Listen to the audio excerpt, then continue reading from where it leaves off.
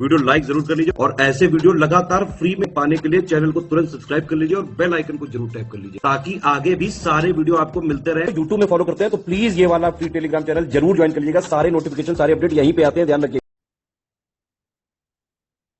जय Hind everyone, welcome you all to study for civil services. आज की हमारी डेट है 14 अक्टूबर। और जैसे कि आपको मैंने 13 अक्टूबर के लिए ये बोला था कि मुझे बताइएगा आप लोगों को कैसा लगा मेरा वीडियो। तो मैं जरूर आप लोगों से जानना चाहूंगी कि वीडियो कैसा लगा, आपको कितना समझ में आया। देखिएगा, मैंने बहुत डिटेल में 13 अक्टूबर में बहुत सारे एक्स्ट्रा फैक्ट्स को बताया है। वो एक्स्ट्रा फैक्ट्स हमारे लिए बेहद जरूरी है। आप सभी लोग उसको जरूर देखना और जितना प्यार दे सको बहुत खुशी होगी। बाकी आपको इस वाले पूरे जितना भी यहाँ पढ़ाया जा रहा है इसकी पीडीएफ चाहिए तो आप इन दिए गए नंबर्स पे कॉल कर सकते हैं, आपको पीडीएफ भी यहाँ पे मिल जाएगी। बाकी आप टेलीग्राम चैनल है हमारा, उसको ज्वाइन करेंगे तो ज्यादा बेटर हो जाएगा। टेलीग्राम चैनल से आपको फायदा ये होगा कि जो भी अपडेट्स होती है, शॉर्ट्स अपलोड होते हैं, कोई न्यूज अपलोड होती है, वो आपको बहुत काम में आ जाएगी। बाकी आज के ये है हमारे इंपॉर्टेंट आर्टिकल्स। विमेन्स कोटा, वही जो रिजर्वेशन की बात चल रही है, जो मैंने कल भी समझाया था, थोड़ा सा उसको और समझेंगे। भारत में एबॉर्शन कराने के, गर्भपात कराने के क्या कानून चल रहे हैं। उसके बाद गवर्नमेंट की जो इकाई है, समस्याएं हैं, उसके बारे में जानेंगे। IORA ये प्रीलिम्स के लिए बेहद जरूरी बन जाएगा। यूएन की सिक्योरिटी काउंसिल और एक ऑपरेशन अजय। ऑपरेशन अजय हमारे लिए जो है प्रीलिम्स के लिए जरूरी है क्योंकि अभी हाल फिलहाल में जो इजराइल और फलस्तीन का वॉर चल रहा है उससे जुड़ा हुआ ये पूरा आर्टिकल। सबसे पहले मेरे साथ आप लोग स्टार्ट करेंगे महिलाओं के कोटे के ऊपर, क्योंकि अभी आप लोग जानते ही हैं कि महिलाओं का जब रिजर्वेशन 33% वाली बात की गई तब से कुछ ना कुछ इसके बारे में चलता रहा है न्यूज में। 33% रिजर्वेशन कहाँ पे? लोकसभा में और MLA, मतलब लेजिस्लेटिव असेंबली। लेकिन यहाँ पर आपको मैंने बताया था कि यहाँ पर MLC का कोई कनेक्शन नहीं है। ठीक है, ग्राउंड रियलिटी ये है, चाहे आप मतलब एग्जैक्ट जो रियलिटी है वो ये कहती है कि भारत की आबादी का लगभग 50% महिलाएं, बट फिर भी महिलाओं का जो प्रतिनिधित्व है, जो पॉलिटिकल रिप्रेजेंटेशन जिसे हम कहते हैं, वो बहुत बहुत बहुत कम है। देखो आप, लोकसभा की 550 सीटों में से सिर्फ 82 फीमेल्स है, जो कि 15% भी नहीं है। और 250 सदस्य वाली राज्यसभा में आज के टाइम पे सिर्फ 31 महिलाएं, मतलब 12%।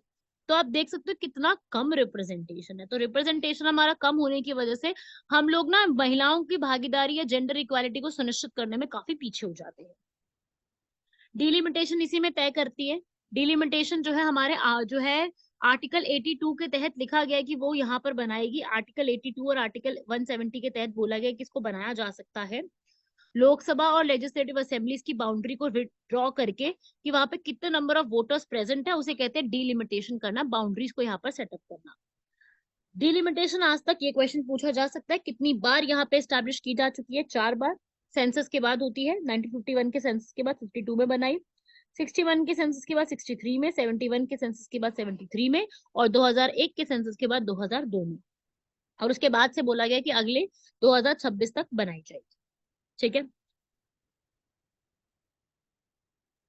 तो डिलिमिटेशन कमीशन यहाँ पर काम यही होता है कि जितनी भी लोकसभा और राज्यसभा की हमारी कॉन्स्टिट्युएंसीज हैं उनका एक पूरा मैप तैयार करना है। हमारे प्रेसिडेंट इसको यहाँ पर अपॉइंट करते हैं डिलिमिटेशन को। और डिलिमिटेशन अगर हमें मान लीजिए ये वाला रिजर्वेशन की बिल की बात आती है तो क्या हमें वहां पे जरूरत होगी? बिल्कुल होगी।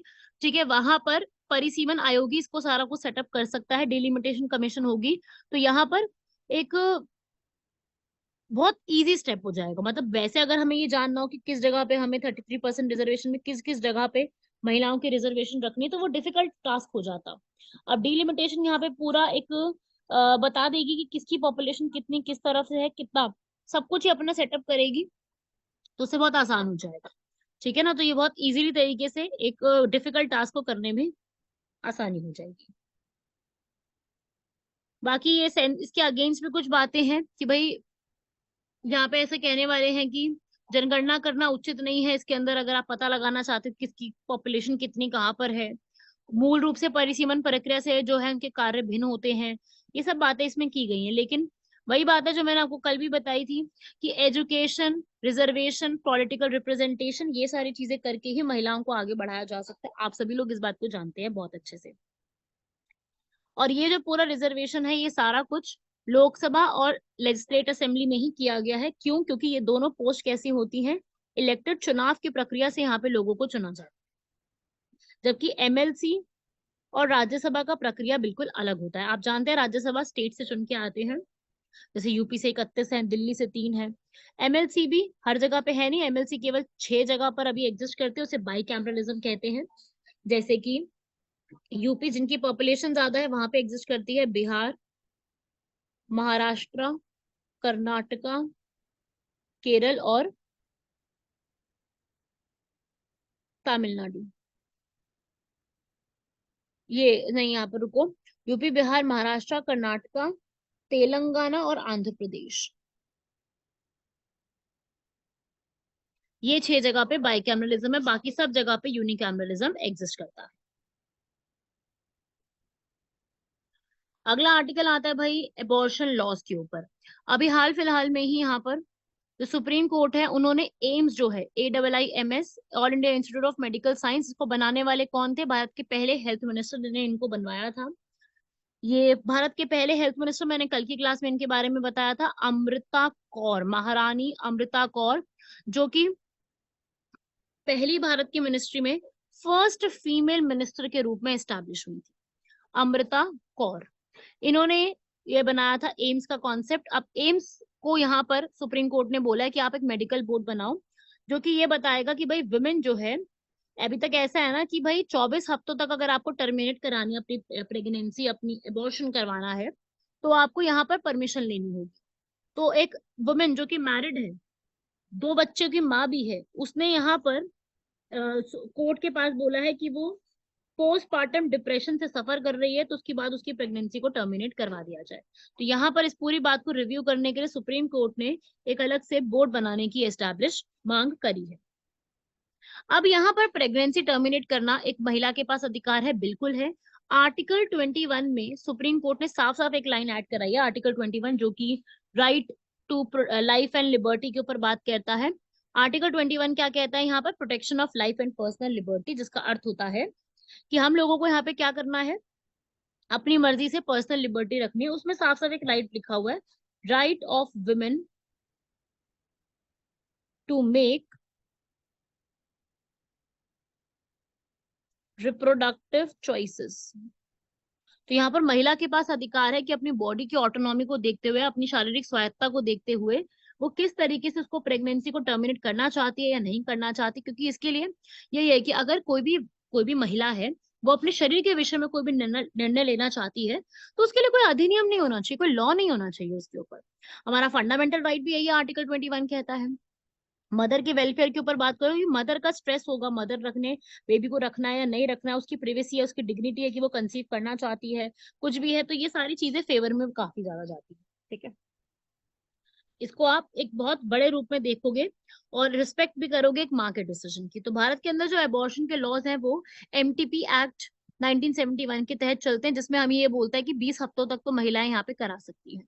20 हफ्तों तक महिलाएं जो है यहाँ पर अपनी गर्भपात जो है वो करवा सकती हैं। लेकिन 2021 में इसको चेंज करके जो है बोल दिया था कि आप इसको और भी ज्यादा इंक्रीज कर सकते हो। 2021 का जो एक्ट आया था, उसमें ये बोला गया था कि अगर अविवाहित महिला है और वो गर्भ निरोधक तरीकों से जो है यहाँ पर समाप्त करना चाहती है, मतलब कुछ कॉन्ट्रासेप्टिव पिल्स लेकर के, तो वो ये काम कर सकती है। ठीक है, और इसमें जो है महिला को ओपिनियन लगेगा पूरी तरीके से। और ये भी बोला गया था कि यहाँ पर जो ये पूरा टर्मिनेशन किया जाएगा, ये किसी रजिस्टर्ड मेडिकल प्रैक्टिशनर के ओपिनियन लेके किया जाएगा 20 हफ्तों तक, और उसके बाद अगर करना है तो 20 से 24 हफ्तों तक भी किया जा सकता है। ठीक है, स्पेशल कैटेगरी होगी, जैसे कोई मान लो ऐसी महिला जो रेप सर्वाइवर है, या मान लीजिए अनाचार की शिकार हुई है, या कमजोर महिला है, तो उसके ऊपर भी 20 से ऊपर 24 हफ्ता की सप्ताह उसमें दे दिया गया। साथ ही साथ यहाँ पर ये सारी जो चीजें होंगी, ये लॉ के तहत उनकी कॉन्फिडेंशियलिटी, गोपनीयता बरकरार रखी जाएगी। ठीक है, तो इस तरीके से ये सब लॉ के ऊपर बात की गई थी। और ये सब जो है, एक आप यूं कह लीजिए कि अब इस पे और रिव्यू करने के लिए कोर्ट ने और चीजें बताई हैं। तो ये है मेन एक आर्टिकल कि हमारे देश में इससे जुड़े हुए क्या क्या लॉस चल रहे हैं। ठीक है, याद रखिएगा इसको भी, आपको ये सब कुछ एथिक्स के पेपर में पूछा जा सकता है। ऐसे ही अगला आता है कि गवर्नमेंट जो है यहाँ पर सरकार की तथ्य जांच इकाई के विषय में देखेंगे यहाँ पर, क्योंकि बॉम्बे के हाई कोर्ट ने अभी बहुत सारी याचिकाओं पर अपने निर्णय को टाल दिया है। जैसे मान लीजिए कोई आईटी एक्ट है, कोई डिजिटल मीडिया एक्ट है, तो ये हमारी क्या है कि ये तो पूरा एक सरकार के ऊपर ही बात आ रही है। ये एक तथ्य जांच के ऊपर है कि लोग जो है यहाँ पर फर्जी, असत्य, भ्रामक जैसी चीजों समझे जाने वाली ऑनलाइन सामग्री को पता लगाने के लिए, तो ये एक तरीके से आपको अलाउ किया गया है। तो ये है क्या चीज, ये आईटी रूल्स के ऊपर बनाया गया है। और सरकार इसके ऊपर जो है कोई निर्णय लेगी जो ऑनलाइन चीजें होती हैं उसके ऊपर। अब कोर्ट यहाँ पे क्या कह रहा है, बॉम्बे हाई कोर्ट, की भाई चाहे वो जितने भी एक्ट सरकार नए नए लेके आ रही है, चाहे बहुत अच्छे उद्देश्य से लेके आ रही है, लेकिन आज भी उनमें अंदर बहुत सारी चीजों का अभाव देखने को मिलता है। ठीक है, कि भाई सरकार की जो निष्पक्ष आलोचना है, ये सब चीजें जो है वो आज भी सही तरीके से नहीं है। तो सरकार यही कह रही है, सुप्रीम कोर्ट भी यही कह रहे हैं, बॉम्बे हाई कोर्ट भी, कि बहुत सारी जगह पे यहाँ पर गड़बड़ी देखने को मिल रही है। चाहे चाहे वो उनमें लिखा हुआ कुछ गलत नहीं है, उद्देश्य बहुत अच्छा है उनका, लेकिन फिर भी बहुत सारी चीजें ऐसी हैं जो गलत तरीके से रखी गई है। तो भविष्य में आगे चल के यही बोला गया है, आगे चल के भी कुछ इस तरीके की सोच को अपनाने की जरूरत है कि हम लोगों को जो लिखी हुई भाषा है वो बिल्कुल समझ में आनी चाहिए, तथ्य एकदम से समझ में क्लियरली होने चाहिए। ये छोटा सा आर्टिकल था, इसको बहुत डिटेल में आपको याद करने की जरूरत है, इसमें से कुछ लिखना भी नहीं है आप। ठीक है, हाँ, इसमें से आप लिखोगे यहाँ पर, वो है Indian Ocean Rim Association. 23 member की अभी इनकी मीटिंग हुई है। हमारे भारत के जयशंकर, उन्होंने यहाँ पर इस मीटिंग को अटेंड भी किया है। उन्होंने कि बोला है उन्होंने, भारत जो है वो friend of the world, friend of the south बनना चाहता है इंडियन ओशन के रीजन में। वहां पे वो लोग श्रीलंका के प्रेसिडेंट से मिले, कॉपरेशन इंक्रीज करने की बात करी। तो ये सारी बातें वहां पे हुई हैं। अब पहले तो देखो, इंडियन ओशन रिम एसोसिएशन से क्वेश्चन बनने का बहुत बड़ा चांस है। कितने नंबर ऑफ कंट्री है ये पूछा जा सकता है। कब शुरुआत हुई थी, 1997 में शुरू हुआ था मॉरिशियस में। इंडियन ओशन को सराउंड करने वाली सारी कंट्रीज का पार्टिसिपेंट है। ठीक है, जैसे बे ऑफ बंगाल को सराउंड करते हुए बिम्स्टेक बनाया गया है, साउथ एशिया के लिए सार्क बनाया गया है। ऐसे ही जो है इंडियन ओशन को सराउंड करते हुए कंट्रीज के इंडियन ओशन रिम एसोसिएशन बनाया गया। इंडिया हमेशा से इसका मेंबर रहा है। इसका काम क्या है भाई, इसका हेडक्वार्टर भी एबिनी मॉरिशस में लोकेटेड है। इसका काम भी यही है कि जितनी भी अपॉर्चुनिटीज है, बेनिफिट्स हैं, उसको बढ़ावा देना है। इकोनॉमिकली जितनी भी कंट्रीज आपस में इंक्रीज करते हुए, सारी कंट्रीज आपस में क्या करेंगी, जो भी ट्रेड होता है, जो भी टूरिज्म होता है, उसको बढ़ावा देने की कोशिश में हम लगे रहेंगे। तो इंडियन ओशन डायलॉग भी है यहाँ पर, जिनका होता रहा है, 2013 से शुरू हुआ था पर्थ ऑस्ट्रेलिया से, जो कि एक दूसरे के जितने भी मैरिटाइम इशू, क्योंकि अब पानी है तो पानी से जुड़े हुए इश्यूज भी होंगे। ईईजेड, एक्सक्लूसिव इकोनॉमिक जोन हो गया, मैरिटाइम जोन्स हो गए जितने भी बने हुए हैं। ठीक है, इकोनॉमिक कोऑपरेशन हो गया, मैरिटाइम सिक्योरिटी हो गया। इन सब चीजों को इंडियन ओशन रिम एसोसिएशन पूरा सॉल्व यहाँ पे करने वाली है। ठीक है भाई, तो ये इस तरीके से याद रखिएगा। अभी हाल फिलहाल में मीटिंग हुई है तो सवाल बन सकता है इस पर भी।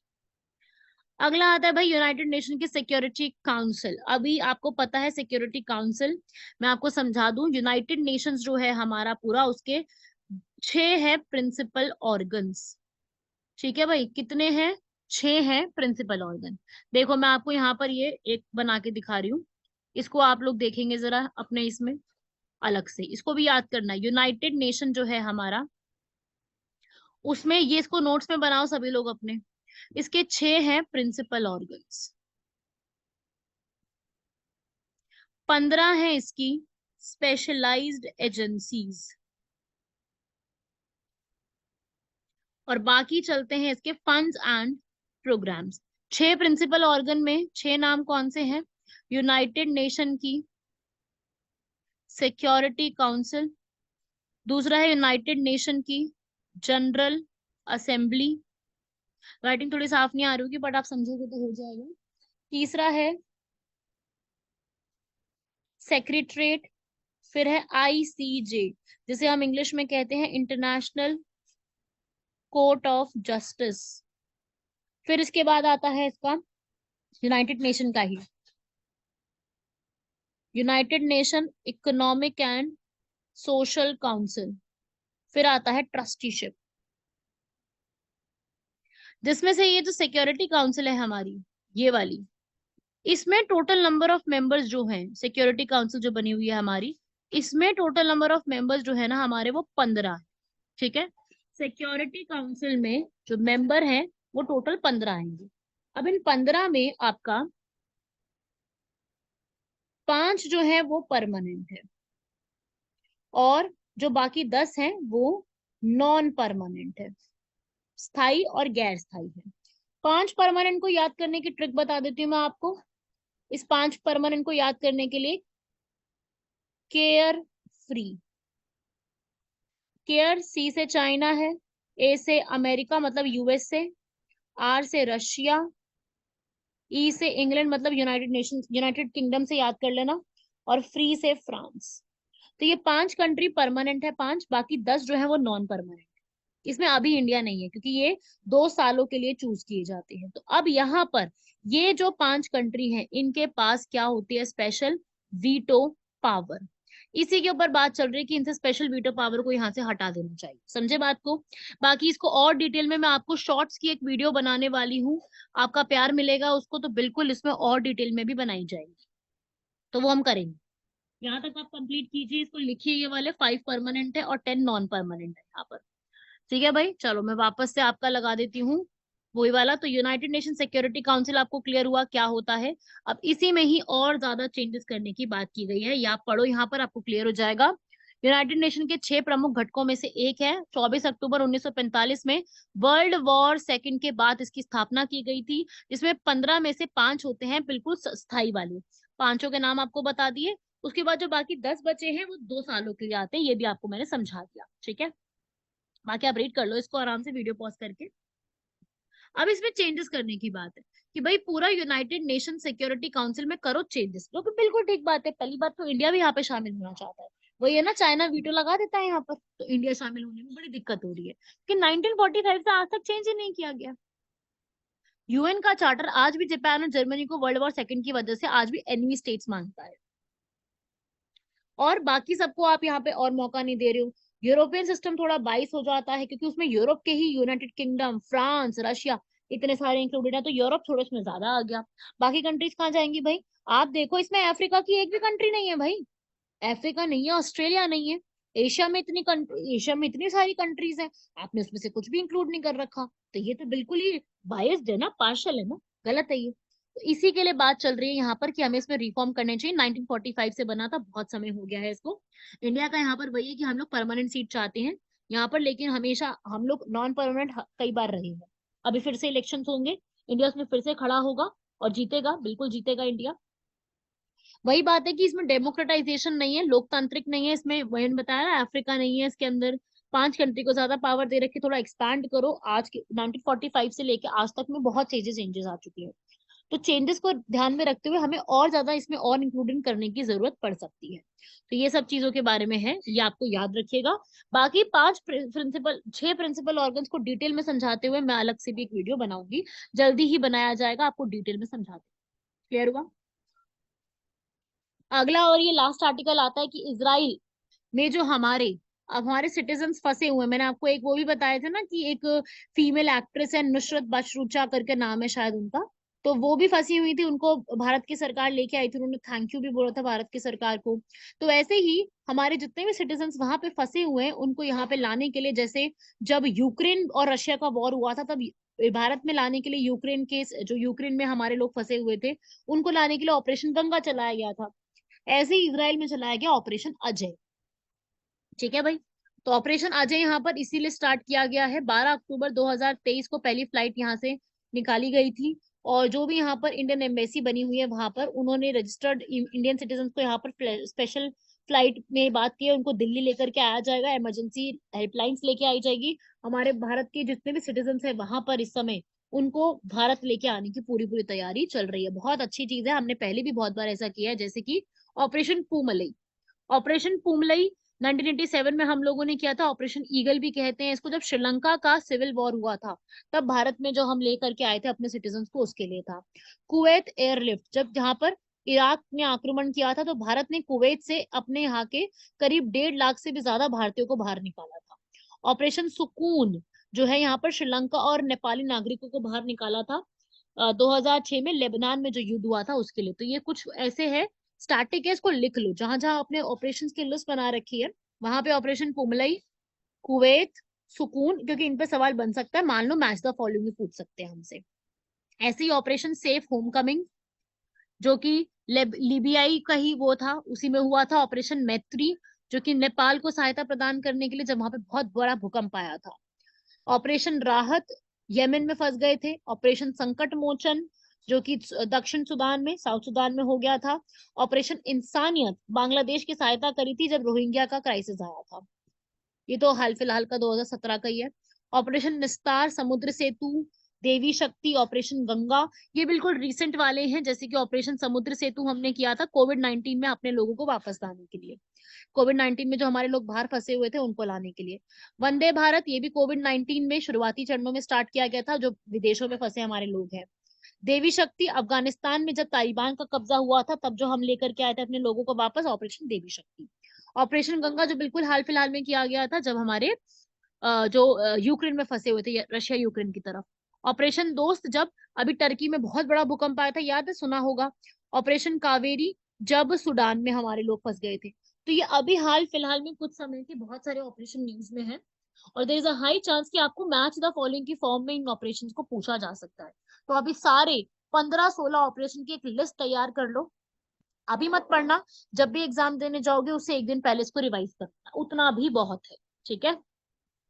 चलो आज की क्वेश्चन देखो भी, जन विश्वास बिल आया है जिसके अंदर जो भी ऑफेंसेस होंगे उनसे जुड़ी हुई बात रहेगी। पार्लियामेंट में अभी इसको पेश किया गया था, मैं समझा देती हूँ क्या है, ठीक है। अब देखो भाई, जन विश्वास बिल जो है उसने ये बोला था कि बहुत सारे ऑफेंसेस, अपराध है 42 एक्ट के अंदर, उनको थोड़ा सा क्या किया जाएगा, उनको अपराध मुक्त किया जाएगा, जो उनकी पहली सजा थी उनको थोड़ा कम किया जाएगा। असल में इसको वाणिज्य और उद्योग मंत्रालय द्वारा पेश किया गया था, और इसके अंदर ये बोला गया था कि हर एक अपराध के लिए हर 3 साल में न्यूनतम राशि के 10% तक जुर्माना बढ़ाने का प्रस्ताव रखा गया था। हर 3 सालों बाद उनकी जुर्माने की जो राशि होगी वो 10% बढ़ा दी जाएगी। तो ये आया था जन विश्वास बिल, मैंने पहले भी इसको कवर किया हुआ है वैसे, पर शॉर्ट में पढ़ के रखिएगा इसको, बहुत डिटेल में नहीं जानना क्योंकि अभी बिल उतना ज्यादा न्यूज में रहा नहीं। फिर है आज का क्वेश्चन, सिनेमाटोग्राफ का एक जो बिल आया है। सिनेमाटोग्राफ का मतलब होता है जो भी चेंजेस होते हैं ना ऑनलाइन प्लेटफॉर्म्स वगैरह में, प्रिवेसी उसके ऊपर, तो ये वाला आप पढ़ लेंगे यहाँ पर, ऑलमोस्ट ठीक ही लिखा हुआ है इसके अंदर। ये वाला पढ़ लो आप। सिनेमाटोग्राफ में ये बताया गया कि भाई जो भी आप रिकॉर्डिंग करते हैं, फिल्मों की नकल करते हैं, कंटेंट क्रिएशन करते हैं, उसमें आप चोरी का जो पूरा होगा उस पर आपकी रोक लगा दी जाएगी। दूसरा, आप नवीन उपधारा जोड़ने की प्रस्ताव किया गया था कि भाई जो भी ऑनलाइन प्लेटफॉर्म्स होंगे उनके लिए एक नया सब्सक्रिप्शन जो है या फिर एक नई लाइसेंस की पद्धति को लॉन्च किया जाएगा। बाकी थर्ड भी ठीक है, राज्यसभा में पास हुआ था लेकिन विंटर सेशन में नहीं हुआ था, मानसून में पिछली बार पास हो गया था ये वाला। विंटर सेशन तो अब जस्ट कंप्लीट हुआ और अभी होना है वो, तो विंटर सेशन तो अभी 2023 का हुआ ही नहीं है ना, क्योंकि 3 सेशन होते हैं बीएमडब्ल्यू, बजट, मानसून, विंटर। तो बजट हो चुका है, मानसून हो चुका है, विंटर तो अभी 2023 का हुआ ही नहीं है, तो ये मानसून सेशन में पास हुआ था। बाकी इसमें स्टेटमेंट्स ठीक लिखी हुई है, पढ़ लीजिए आप यहाँ तक। बाकी आपके लिए प्रैक्टिस क्वेश्चन में जन विश्वास बिल को डिटेल में आपने पढ़ना है, एक बार इसको पूरा गो थ्रू करना है, रीड करना है, जन विश्वास बिल किस बारे में बात करता है, क्या क्या उसके प्रोविजंस हैं, क्या क्या बातें उसके अंदर लिखी गई है।